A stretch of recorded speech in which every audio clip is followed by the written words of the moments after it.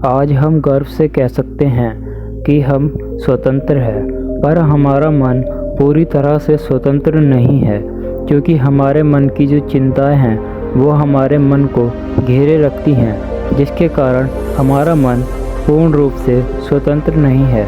इस कहानी को सुनकर आप अपने मन को अपने काबू में ला सकते हैं, लेकिन अगर आप मेरी आवाज़ पहली बार सुन रहे हैं तो मेरे चैनल को सब्सक्राइब कर लीजिए। आपका मन काबू में हो सकता है।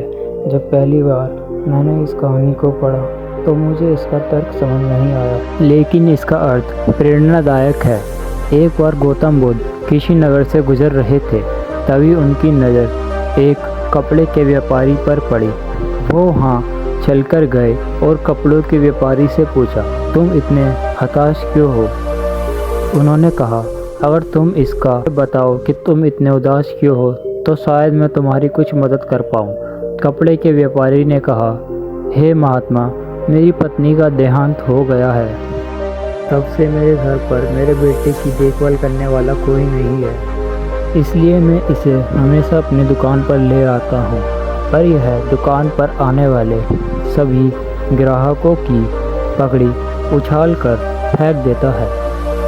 मैंने इसको बहुत समझाया और डांटा भी, पर यह नहीं समझता और नहीं मानता, जिसके कारण मेरी दुकान पर आने वाले सभी ग्राहक अपना अपमान मानकर मेरे यहाँ से चले जाते हैं। बुद्ध बोले, मैं तुम्हारी सहायता कर सकता हूँ, पर तुम मुझे वचन दो, मैं जो भी करूँ तुम उसमें दखल अंदाजी नहीं करोगे और ना ही कोई प्रश्न करोगे। व्यापारी बुद्ध को वचन दे देता है।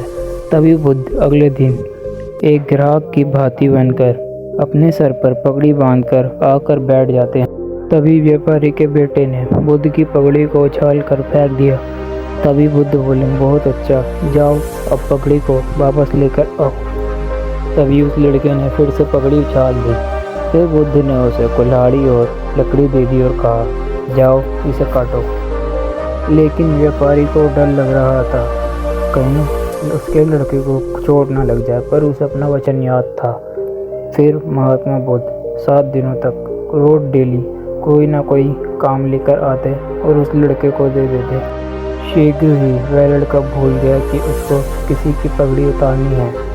तभी व्यापारी बहुत खुश हुआ और बुद्ध को धन्यवाद किया। मुझे पता है इस कहानी का मन के विषय से कोई भी संबंध नहीं है, लेकिन पहले आप इस तर्क को समझ लीजिए। अगर हम अपने मन को अपने हिसाब से काम नहीं करवाएंगे तो मन अपने हिसाब से काम करेगा।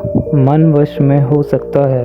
यदि मन को हम अपने हिसाब से चलाएं तो मन 2 तरीक़ों से चलता है। पहला, मन अपने हिसाब से काम करता है, और दूसरा, मन को हम अपने अनुसार काम करवा सकते हैं। बुद्ध से मिलने से पहले उस लड़के का दिमाग अनियंत्रित रूप से अपने हिसाब से काम कर रहा था, लेकिन बुद्ध ने उस लड़के से अपने अनुसार काम करवाया, जिससे उसकी आदत ही बदल गई। इसी तरह हम अपने मन को नियंत्रित कर सकते हैं और अपने अनुसार काम करवा सकते हैं।